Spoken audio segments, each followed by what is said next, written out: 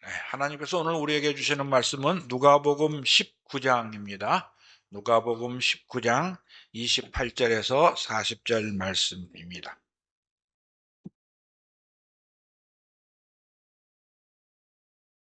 누가복음 19장 28절에서 40절까지의 말씀을 제가 봉독하겠습니다.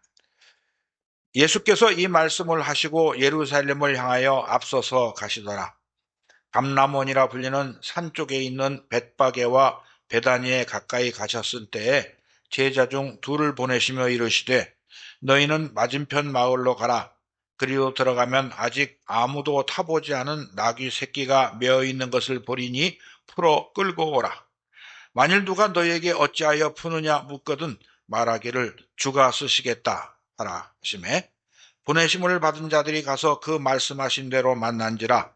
나귀 새끼를 풀 때에 그 임자들이 이르되 어찌하여 나귀 새끼를 푸느냐 대답하되 주께서 쓰시겠다 하고 그것을 예수께로 끌고 와서 자기들의 겉옷을 나귀 새끼 위에 걸쳐놓고 예수를 태우니 가실 때에 그들이 자기의 겉옷을 길에 펴더라. 이미 감람산 내리막길에 가까이 오심에 제자의 온 무리가 자기들이 본 바 모든 능한 일로 인하여 기뻐하며 큰 소리로 하나님을 찬양하여 이르되 찬송하리로다. 주의 이름으로 오시는 왕이여 하늘에는 평화여 가장 높은 곳에는 영광이로다 하니 무리 중 어떤 바리새인들이 말하되 선생이여 당신의 제자들을 책망하소서 하거늘 대답하여 이르시되 내가 너희에게 말하노니 만일 이 사람들이 침묵하면 돌들이 소리 지르리라 하시니라. 찬양대에 찬양이 있겠습니다.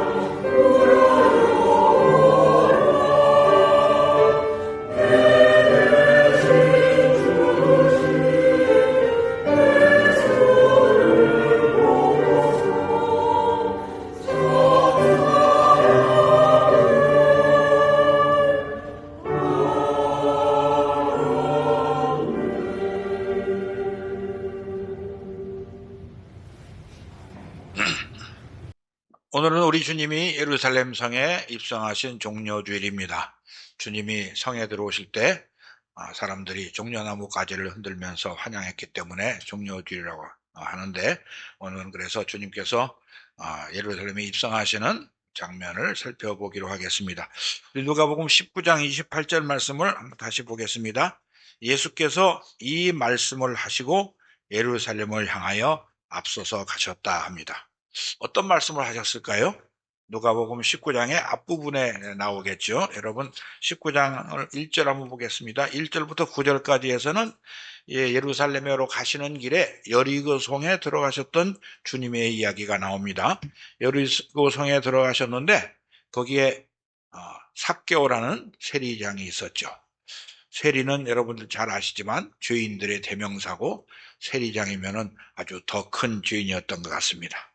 그러나 그가 예수님이 오시는 것을 보고 예수님을 만나보고 싶어서 그 돌무화과 나무에 올라갔다 그러는데 예수님이 그를 부르시고 삭개오는 예수님을 자기 집에 모시고 대접을 하면서 주님을 왜냐하면 말씀을 듣고 구원을 받은 것 같습니다. 그래서 이제 예수님께서 이 집에 구원이 이르렀다. 이 사람도 아브라함의 자손이다. 말하니까 그 바리새인과 서기관들이 그걸 보다가 저 사람이 죄인의 집에 가서 먹는다 흉을 봤습니다. 예수님께서 인자가 온 것은 잃어버린 자를 찾아 구원하려 함이라 말했는데 계속해서 이제 이 구원에 대해서 임하는 것인데 예수님의 말씀하시는 구원과 무리들이 생각하는 구원이 다릅니다. 누가복음 19장 11절 한번 보겠습니다. 그들이 이 말씀을 듣고 있을 때 비유를 더하여 말씀하시니 이는 자기가 예루살렘에 가까이 오셨고 그들은 하나님의 나라가 당장에 나타날 줄로 생각함이더라 했습니다. 예수님이 예루살렘에 들어가시면은 예수님은 어떻게 되십니까? 십자가에 달려 죽으실 계획이었습니다. 근데 이 무리들은 어떻게 생각했습니까? 예수님이 예루살렘에 들어가시면은 왕이 되셔서 다윗 왕처럼 위대한 왕이 돼서 로마 군대를 쳐부수고 그 아주 이스라엘을 행복한 나라, 강대국, 주의 나라에 큰 소리 치는 하나님의 나라가 이 땅 위에 이루어지는 것으로 생각을 했습니다. 그러나 예수님께서는 예루살렘에 가시면서 여러 번 인자가 예루살렘에 가면 대제사장과 서기관들에게 고난을 받고 십자가에 못 박혀 죽었다가 사흘 만에 다시 살아나리라고 말씀을 하셨는데 사람들이 그 말씀을 안 믿고 있는 것입니다. 제자들도 안 믿었습니다. 우리 마가복음 9장을 한번 볼까요? 마가복음 9장에 보면은 9장 31절, 32절 말씀입니다. 마가복음 9장 31절, 32절에 주님이 이렇게 말씀하십니다. 이는 제자들을 가르치시며 또 인자가 사람들의 손에 넘겨져 죽임을 당하고 죽은 지 3일 만에 살아나리라 하시는 것을 말씀하셨기 때문이더라. 그러나 제자들은 이 말씀을 깨닫지 못하고 묻기도 두려워하더라. 그럴 리가 있는가 생각했습니다. 그래서 예수님이 예루살렘에 들어가시면은 왕좌에 앉으실 것이고 우리가 높은 자리를 차지해야지. 그래서 제자들끼리 누가 더 크냐 그러고 다투었다고 그럽니다. 심지어 마태복음 20장에 보면은 예수님의 12 제자 가운데 야고보와 요한이라는 형제가 있었는데 이 야고보와 요한의 어머니가 예수님에게 청탁했다. 그런 이야기가 나옵니다. 우리 마태복음 20장도 한번 같이 볼까요? 마태복음 20장 17절에서 21절 말씀입니다. 17절에서 21절 말씀. 마태복음 20장. 예수께서 예루살렘으로 올라가려 하실 때 12 제자를 따로 데리시고 길에서 이르시되 보라 우리가 예루살렘으로 올라가노니 인자가 대제사장들과 서기관들에게 넘겨짐에 그들이 죽이기로 결의하고 이방인들에게 넘겨주어 그를 조롱하며 채찍질하며 십자가에 못 박게 할 것이나 제3일에 살아나리라. 그때 세베대의 아들의 어머니가 그 아들들을 데리고 예수께 와서 절하며 무엇을 구하니 예수께서 이르시되 무엇을 원하느냐 이르되 나의 이 두 아들을 주의 나라에서 하나는 주의 우편에 하나는 주의 좌편에 앉게 명하소서. 예수님께서 죽으신다고 분명히 말씀하셨는데 제자들과 제자들의 어머니까지 와서 주님 예루살렘에 가서 왕위에 오르시면은 내 아들 하나는 우의정에, 하나는 좌의정에 담아주십시오. 이렇게 말하고 있었습니다. 아무도 주님의 말씀을 안 믿습니다. 아마 그래서 예수님께서 오늘 누가복음 19장 돌아가겠습니다. 누가복음 19장에서 12절부터 27절까지의 어떤 비유를 말씀하세요.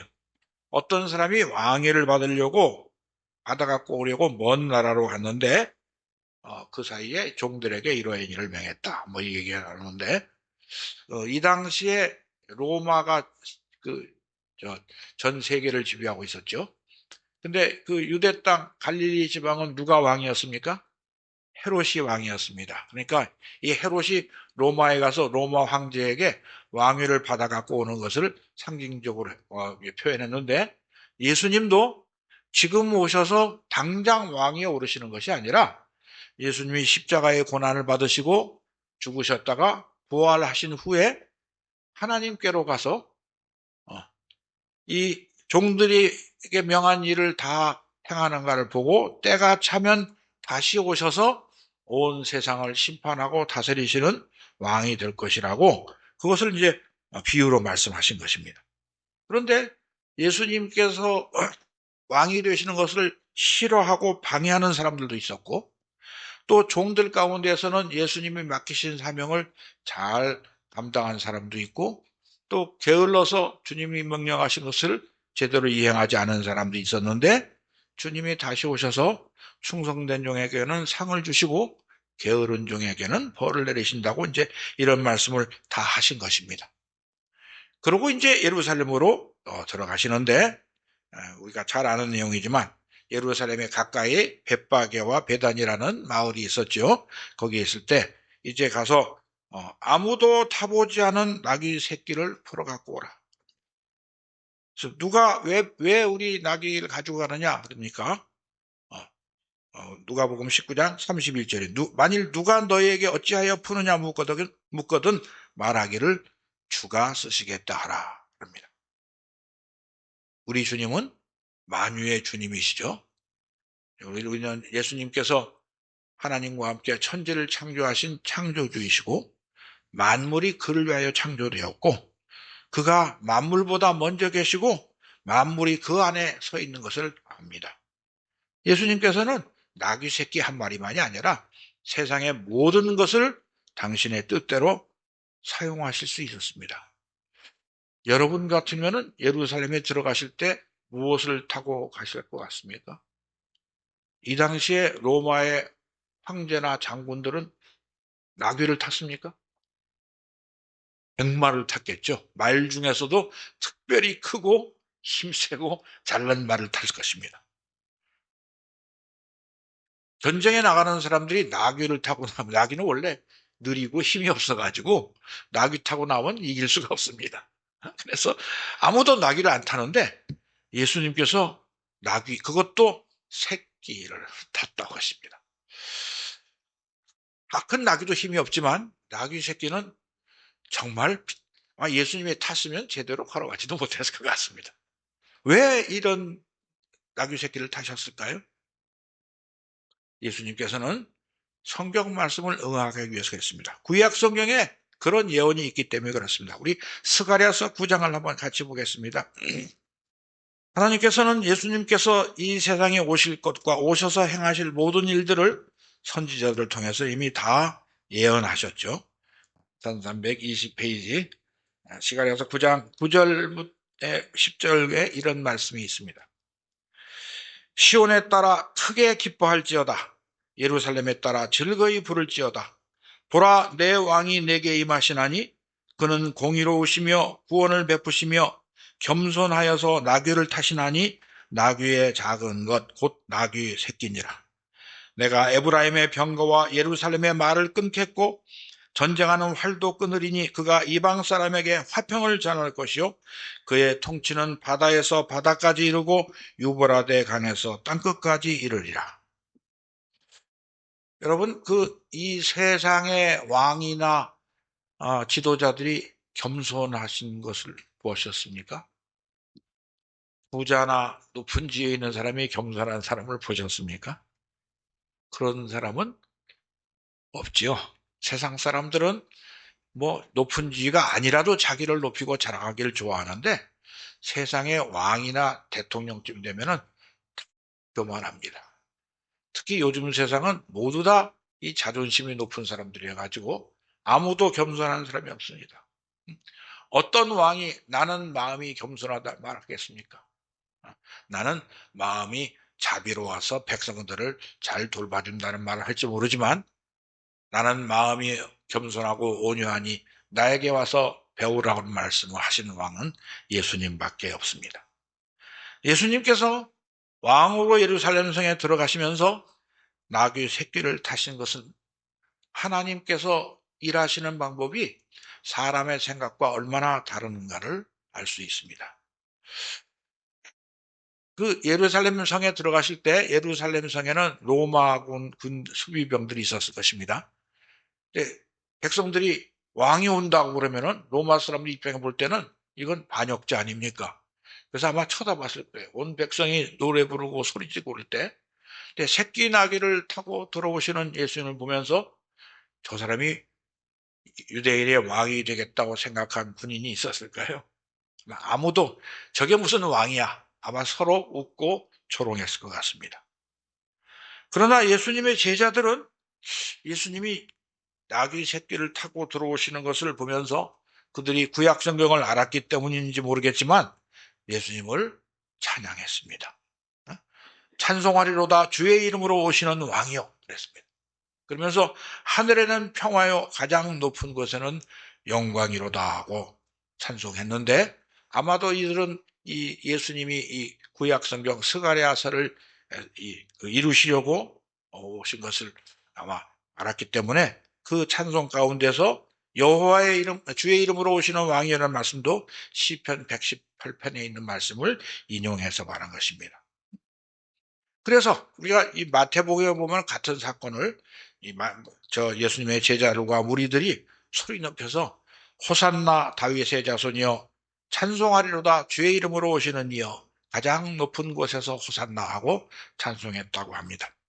우리가 잘 알지만 성경에서 다윗의 자손이라고 부르는 호칭은 하나님께서 보내실 메시아를 부르는 다른 이름이죠. 왜 그렇습니까? 하나님께서 다윗과 언약하신 것이 있었기 때문에 그렇습니다. 그것을 성경에서 다윗 언약이로 하는데 그 말씀이 역대상 17장에 나옵니다. 우리 구약 성경 역대상 17장을 한번 같이 보겠습니다. 역대상 17장은 구약 성경 636페이지에 있습니다. 역대상 17장 11절부터 14절까지의 말씀입니다.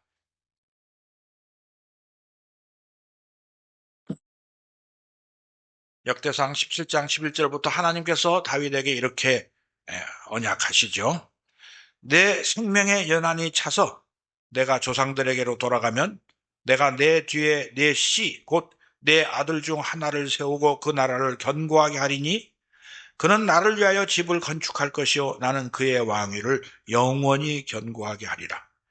나는 그의 아버지가 되고 그는 나의 아들이 되리니 나의 인자를 그에게서 빼앗지 아니하기를 내가 내 전에 있던 자에게서 빼앗음과 같이 하지 아니할 것이며 내가 영원히 그를 내 집과 내 나라에 세우리니 그의 왕위가 영원히 견고하리라 하셨다 하라. 다윗의 자손들이 하나님의 말씀에 순종해서 하나님을 섬겼더라면은 그 나라가 영원했을 것입니다. 그러나 안타깝게도 다윗의 육신의 후손들은 하나님의 말씀에 순종하지 않고 우상들을 섬김으로 그 나라는 멸망하고 말았습니다. 사람들은 언약을 깨뜨려도 하나님은 당신의 언약을 깨뜨리시지 못합니다. 그래서 독생자 예수 그리스도를 보내주셔서 그분이 다윗의 후손으로 왕위를 이으시고 인류를 구원하시는데 먼저 주님은 십자가에 못 박혀 죽으셔야만 했습니다.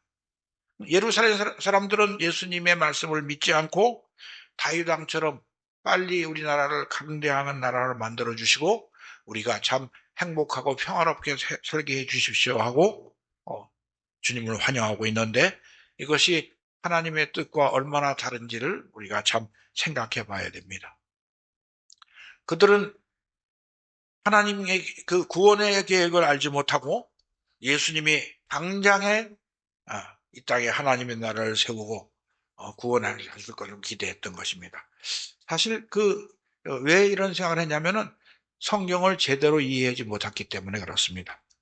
세례요한이 와서도 그렇게 말을 했었습니다. 우리 세례요한이 예수님을 어떻게 기대했는지는 마태복음 3장에 나오는데 우리 마태복음 3장 7절 말씀을 한번 보겠습니다.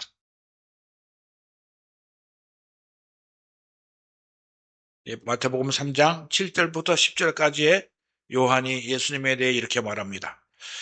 요한이 많은 바리새인들과 사두개인들이 세례 베푸는 대로 오는 것을 보고 이르되 독사의 자식들아 누가 너희를 가르쳐 임박한 진노를 피하라 하더냐.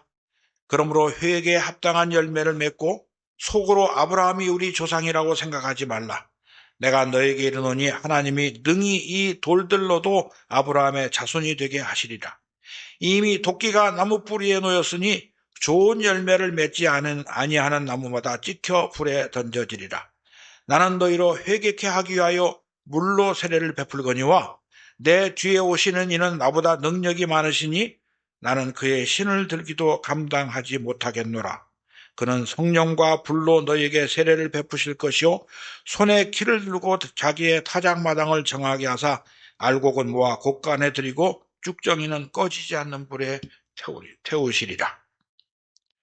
그래서 세례 요한은 예수님이 오시기만 하면 이 모든 악한 자들을 심판하시고 하나님의 나라가 임하게 하실 줄로 믿었는데 예수님께서 병자들과 죄인들과 함께 지내시면서 하나님의 악한 자들을 심판하시지 않은 걸 보면서 감옥에 갇혔을 때 제자를 보내서 물어봅니다. 오신다고 하신 그분이 당신입니까? 아니면 우리가 다른 분을 또 기다려야 됩니까? 마태복음 11장에 나오는데 예수님께서 그 말씀에 대해서 너희가 가서 본 것을 보고 말하라고 합니다. 왜냐하면 하나님의 구원 계획은 바로 예수님이 오셔서 먼저 십자가에 못 박혀 죽으심으로 우리들의 죄를 해결하시고 죄로 말미암아 죽을 수밖에 없는 우리에게 영생이 있음을 알게 하시고 예수 그리스도의 종으로 이 땅에 살면서 주님이 다시 오시는 날까지 맡겨주신 사명을 감당하게 하셨다는 것을 이 사람들이 몰랐기 때문에 그렇습니다. 그러나 하나님께서는 죄인들을 구원하시려면 먼저 죄의 문제를 해결해야만 했습니다. 왜 그렇습니까? 거룩하신 하나님은 죄인들을 용납하실 수밖에 없습니다. 하나님의 율법은 죄인들은 벌을 받아야 된다고 정했고 죄의 삭은 사망입니다. 어느 누구도 살아날 길이 없었기 때문에 죽을 수밖에 없는 그들을 대신해서 하나님께서 예수 그리스도를 세상에 보내시고 그가 우리를 대신하여 십자가에 못 박혀 죽으셨습니다. 그리고 하나님은 그를 믿는 자들을 의롭다고 여겨주시겠다고 약속하셨습니다. 그 말씀이 로마서 8장에 나오는데 우리 신약성경 로마서 8장 3절과 4절 말씀을 보겠습니다. 로마서 8장 3절 4절 말씀입니다. 율법이 육신으로 말미암아 연약하여 할 수 없는 그것을 하나님은 하시나니 곧 죄로 말미암아 자기 아들을 죄 있는 육신의 모양으로 보내어 육신의 죄를 정하사 육신을 따르지 않고 그 영을 따라 행하는 우리에게 율법의 요구가 이루어지게 하려 하심이니라. 율법은 죄인들은 죽어야 된다고 결정했습니다. 모든 사람이 죽을 수밖에 없었습니다. 하나님께서는 그 아들을 죄인들을 대신하여 죽게 하심으로 율법의 요구를 이루시고 그를 믿는 자들을 하나님께서 의롭다고 인정해 주셔서 그들이 생명을 얻게 하신 것입니다. 이 말씀이 이미 구약성경에 예언되어 있었습니다. 어디에 있죠? 잘 아시겠지만 우리 이사야서 53장에 나오고 있는 것을 우리가 봐야 됩니다. 이사야서 53장 5절 6절인데 이사야서 53장은 구약성경 1033쪽에 있습니다.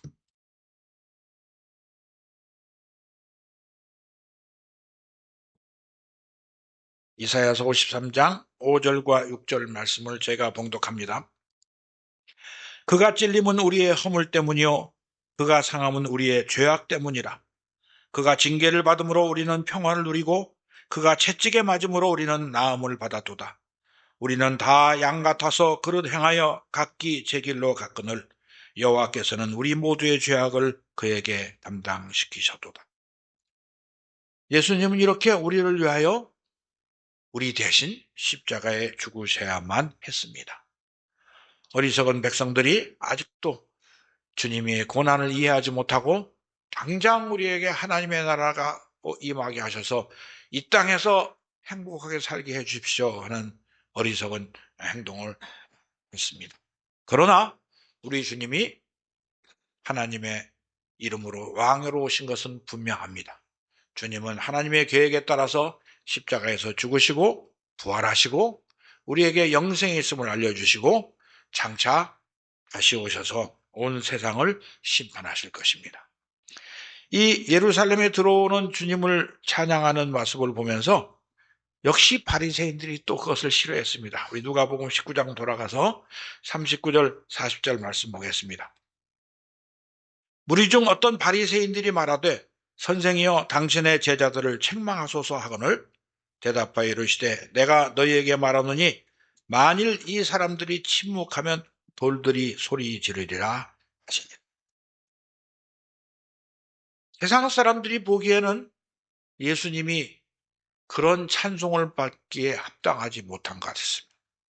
그러나 하나님이 보시기에는 그는 분명히 왕 중의 왕이요 만주의 주로서 모든 사람들에게 찬송과 영광과 존귀를 받기에 합당하신 왕입니다. 세상 사람들이 바라보는 높은 지위에 있는 왕은 아니지만 이 세상에 오셔서 십자가에 달려 죽으심으로 우리 모든 인류를 구원하시고 장차 세상을 심판하실 왕으로 오실 것을 알고 있습니다. 그래서 우리는 예루살렘 사람들이 예수 믿는 것처럼 예수를 믿어서는 안 됩니다. 많은 사람들이 지금도 예수님을 뒤따라가면 위대한 사람이 되고 거룩한 사람이 되고 이 땅에서 행복하게 살 줄을 압니다. 예수님 당시에서도 많은 사람들이 썩을 양식을 얻으려고 주님을 따라다녔지 않습니까? 예수님께서는 그들에게 썩을 양식을 위하여 일하지 말고 영생하도록 있는 양식을 위하여 일하라고 말씀하셨습니다. 영생하도록 있는 양식이 무엇입니까? 하나님의 말씀, 육신을 입고 오신 우리 예수 그리스도이십니다. 그래서 우리는 예수님을 바라보면서 내가 원하는 것을 얻으려고 예수를 믿는 것이 아니고 예수님께서 주신 말씀을 믿고 예수님께서 명령하신 대로 순종함으로 영원한 생명을 얻어야 된다는 사실을 알아요. 예수님께서 나를 따르라고 하셨는데 세상 사람들은 지금 주님 그 길 말고 제가 가자는 대로 좀 가주세요. 이런 사람들이 너무 많습니다. 성경은 처음부터 끝까지 내 소원대로 살지 말고 하나님의 말씀에 순종하라고 기록되어 있습니다. 우리 잠언서 말씀 한번 보겠습니다. 구약성경 잠언서 3장 말씀입니다. 잠언서는 시편 바로 뒤에 있죠. 구약성경 912페이지에 있습니다. 잠언 3장 5절부터 7절까지 이런 말씀이 있습니다. 너는 마음을 다하여 여호와를 신뢰하고 내 명철을 의지하지 말라. 너는 범사의 그를 인정하라. 그리하면 내 길을 지도하시리라. 스스로 지혜롭게 여기지 말지어다. 여호와를 경외하며 악을 떠날지어다.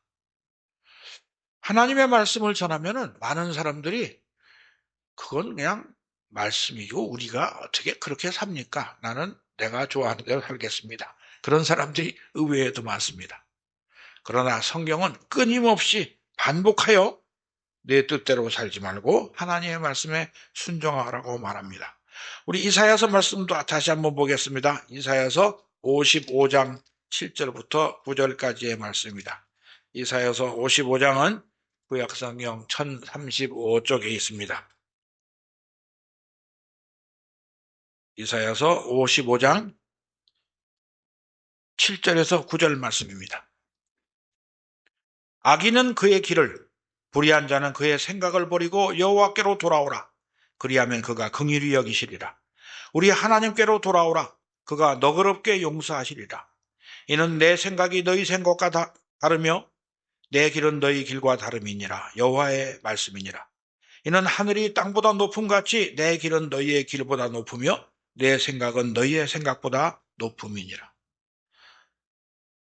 세상 사람들은 이때 예루살렘 사람들처럼 예수님에게서 이 땅에서의 행복을 구합니다. 그러나 우리는 세상 사람들처럼 예수님을 따라다녀서는 안 됩니다. 예수님께서 내가 십자가에 못 박혀 죽을 것이라고 말씀하셨을 때 그 말씀을 믿은 사람이 딱 한 명 있다고 신약성경에 나옵니다.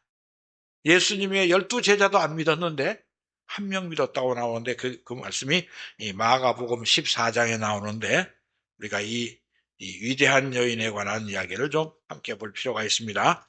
마가복음 14장 1절부터 9절까지의 그 말씀이 나옵니다.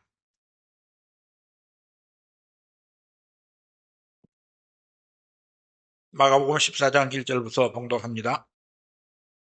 이틀이 지나면 유월절과 무교절이라 대제사장들과 서기관들이 예수를 형계로 잡아 죽일 방도를 구하며 이르되 밀란이 날까 하노니 명절에는 하지 말자 하더라.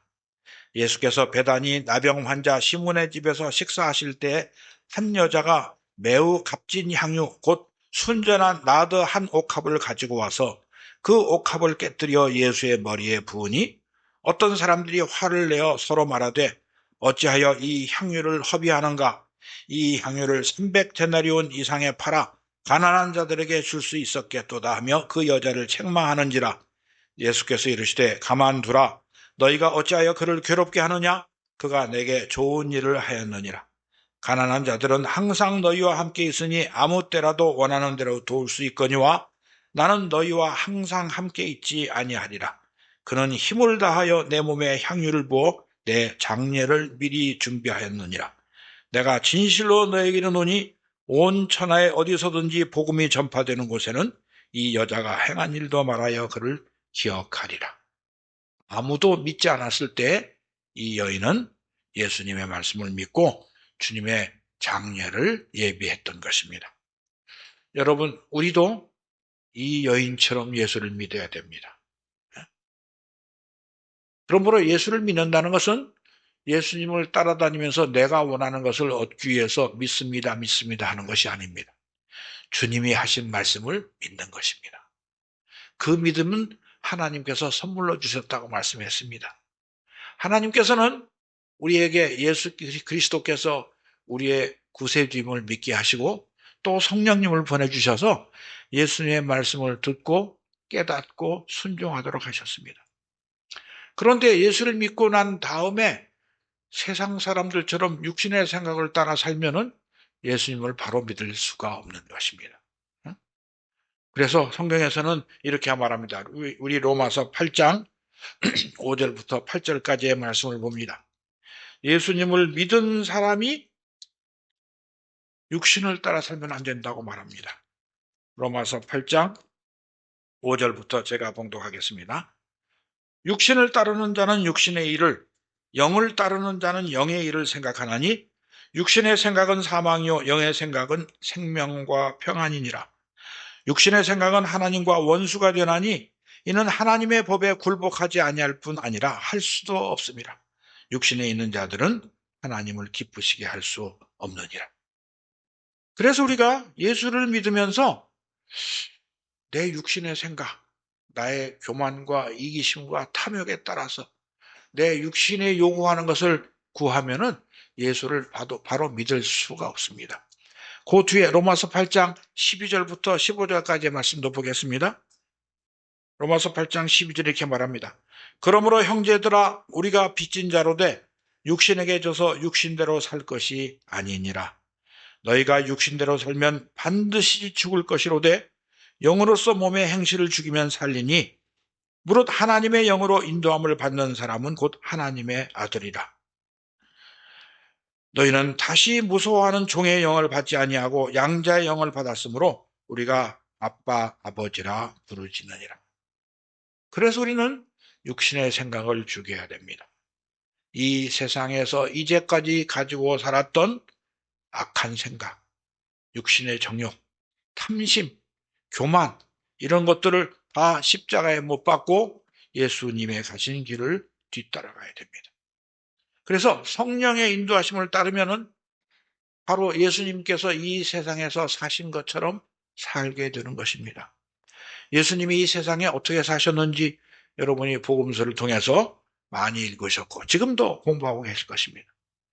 예수님이 세상에 오셔서 당신이 마음대로 말씀하시지 않았습니다. 나는 아버지께서 주신 말씀만 하신다고 했습니다.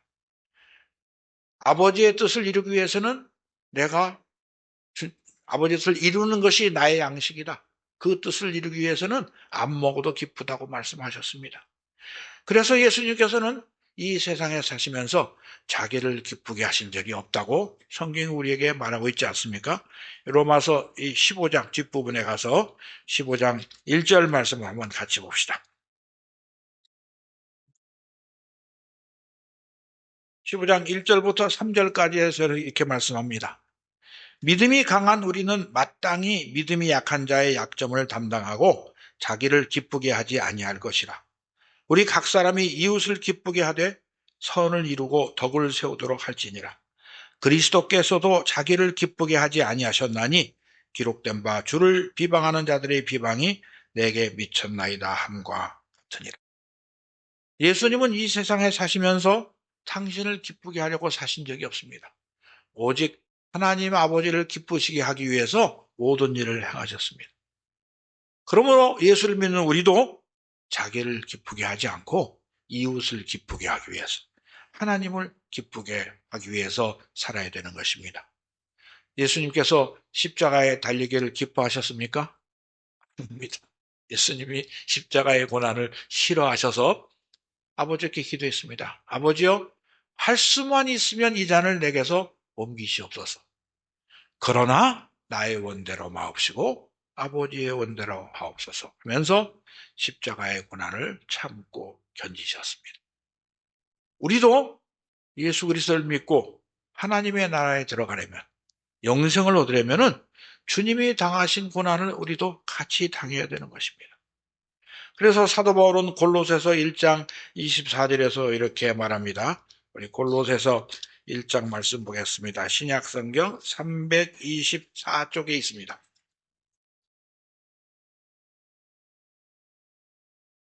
골로새서 1장 24절부터 사도 바울은 이렇게 말합니다.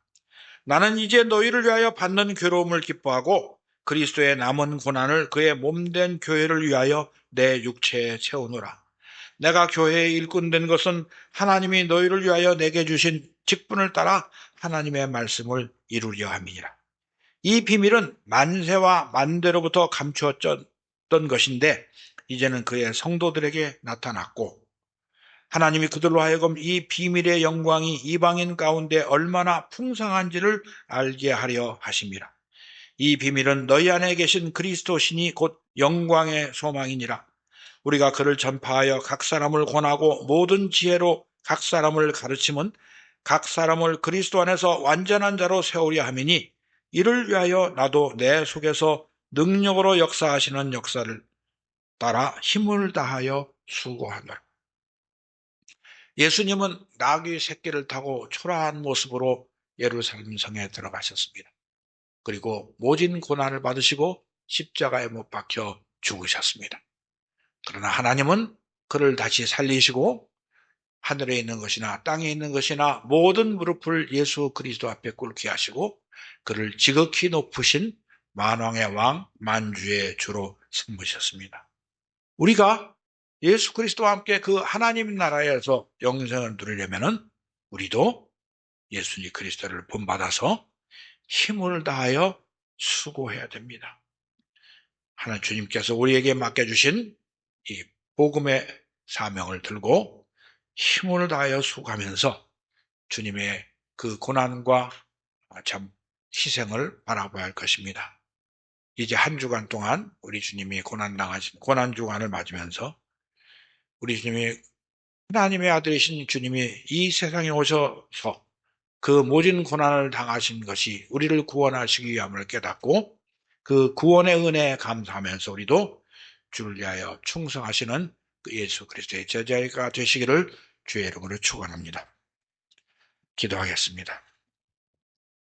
하나님 아버지, 천지를 창조하신 창조주, 만왕의 왕, 만주의 주가 되신 우리 주님이 종의 형체를 입고 이 땅에 오셔서 죽기까지 아버지의 뜻에 순종하심으로 우리의 모든 죄를 대속하시고 우리를 구원하시며 죽음에서 부활하셔서 우리에게 영생이 있음을 보여주신 하나님의 그 놀라우신 은혜를 감사하며 찬송을 드립니다. 아버지 하나님, 우리를 위하여 십자가의 고난을 참으신 주님의 그 고난을 바라보며 우리도 이 땅에서 주를 위하여 고난받기를 사모하며 우리에게 주신 사명을 위하여 죽도록 충성하는 모든 그리스도의 제자가 되도록 축복하여 주시옵소서. 예수님의 이름으로 기도하옵나이다. 아멘.